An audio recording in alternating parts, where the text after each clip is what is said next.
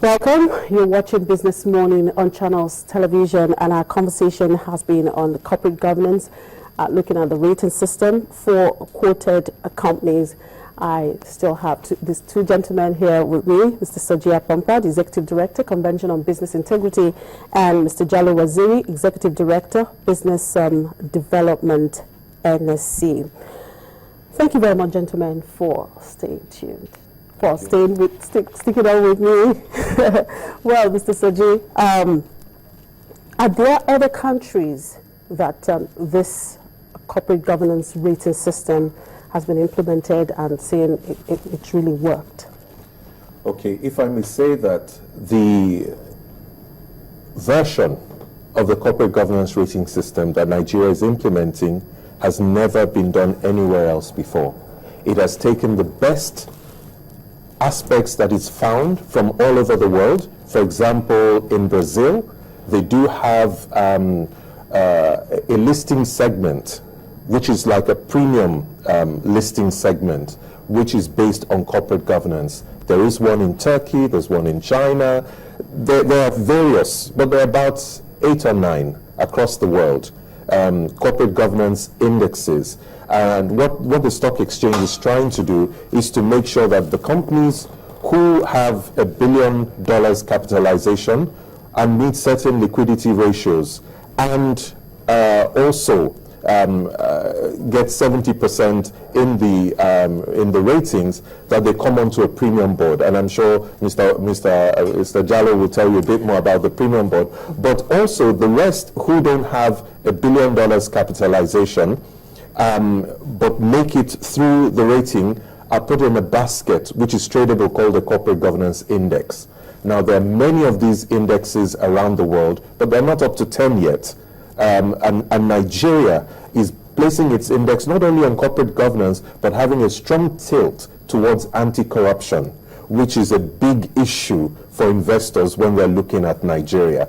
So it's trying to respond to the peculiar challenges of this environment rather than wholesale copying what people are doing elsewhere. Okay. Yes. Right. Talking about premium board, Mr. Waziri, how is this actually going to help?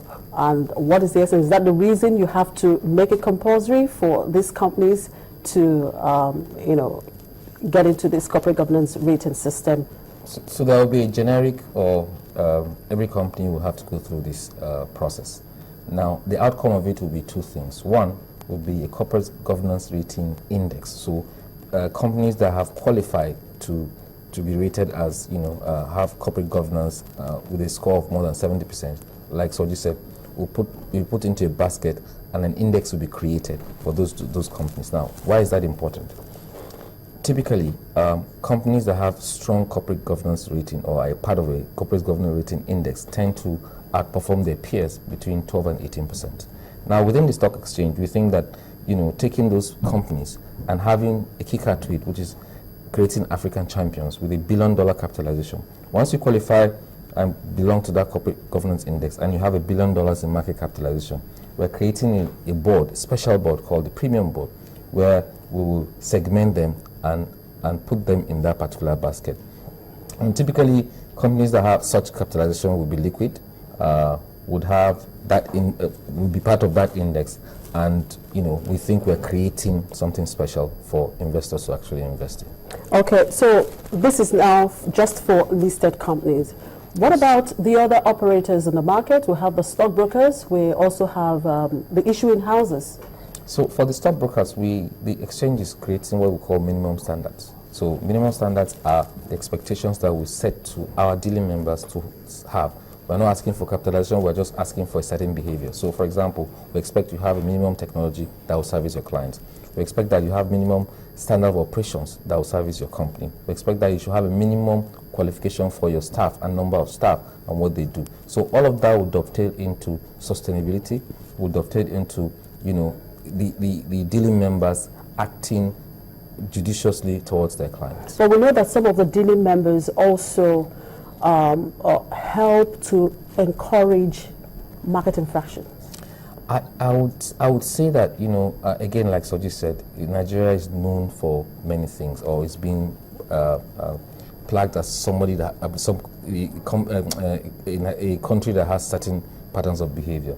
Now, in anything you do, there will be bad eggs, no doubt about that. But what we're encouraging our daily members today is we're writing rules around, behaviors. We're writing rules around standards. We're writing rules around everything that has to do with the interface with the client. And then, again, like I mentioned earlier, we are adopting the policy of zero tolerance. Other markets have the policy of comply or explain. We think that our market is not ready for that, so we make it clear to every daily member, this is the behavior we expect, these are the rules around it, and once you infract them, there are consequences that come along with it. Consequences can be penalties, can be suspensions, they can be expulsion of license, but clearly we are dealing with those issues on a daily basis. Okay, Mr. Seji, you want to add something to that? No, okay, right. How often will this rating system be done? Quarterly or yearly? Actually, as Mr. Waziri has mentioned, it's linked to these indexes that are being created.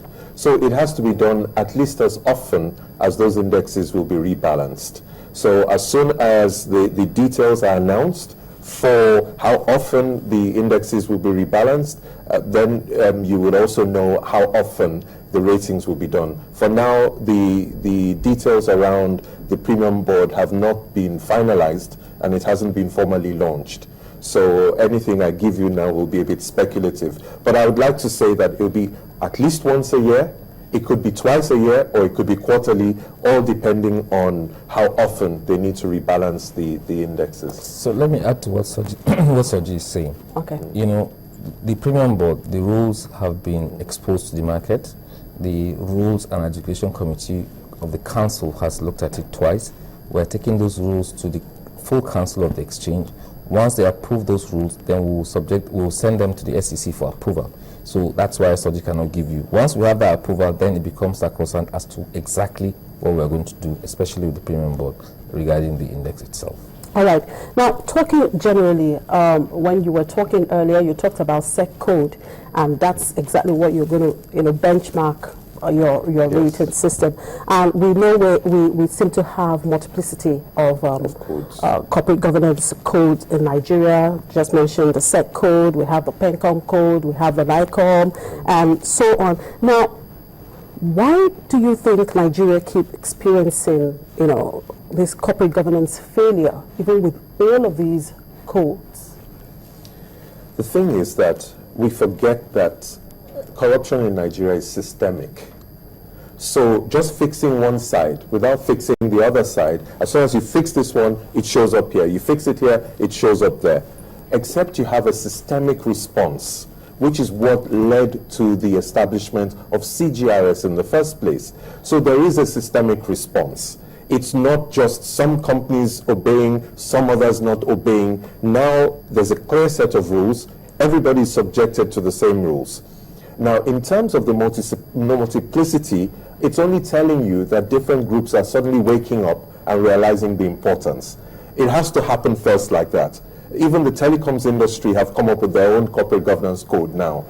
And then slowly, a harmonization will have to happen because all the stakeholders and those who have to be compliant with those codes will find the burden unbearable, because one company may have to adhere to 4 or 5 different standards. Yeah, because those codes seem to be conflicting, and I think that's another challenge why people are just not, or maybe companies are not complying, and even the regulators cannot just track them. It's not that they're not complying. Put it this way, a bank will be more sensitive to the CBN code than it will to anything else, because you see, what gets measured and tracked also then gets done. Yeah. Because people know that some inspector will come from CBN to this bank, we have to have an answer. But before, the SEC code, for instance, was not mandatory. Until the ETI issue, it wasn't made mandatory. So now that it's mandatory, the posture will be different towards it. But I mean, that's my view. Yeah. When you look at situations like this where you have certain different types of code for different type of industry or subsectors. Yeah. The Financial Reporting Council of Nigeria has been mandated, I think, from Act or from some directive from law to actually have one national code. So what they are doing or trying to do is consolidate all of these fragmented codes into one national code, such that it applies to every company that is in Nigeria. And we're wishing to see when that will come out quickly, so that we can adopt it and ensure that we have one universal way of assessing everybody. Right, and just a quick one, how can this rating system being introduced at the NSC, be carried on to the national level? Okay, the immediate impact is through stakeholders and shareholders. If they decide that this is the standard we're looking for and they demand it as a way of behaving, even other companies would start to adhere to it because they're also looking for investment and equity participation. If the regulators start to also demand it, then they too will come under scrutiny. Because if everybody else is compliant behavior-wise, but it's the regulator who needs to be regulated, it would soon become very clear where the problem is. All right. So what he's saying is that we have to institutionalize everything. So what you say, you tell other people to do, you yourself should do it before you even start telling people to do it. That's why we think it's important. All right. Thank you very much, gentlemen. Mr. Sujia Pampa, Executive Director, Convention on Business Integrity, and Jalo Waziri, Executive Director, Business Development at the Nigerian Stock Exchange. And the conversation has been on corporate governance, and in particular, the rating system that is being introduced at the Nigerian Stock Exchange. But in all of this, it's all about institutionalization. That's the key word I think we just have to take out from this conversation.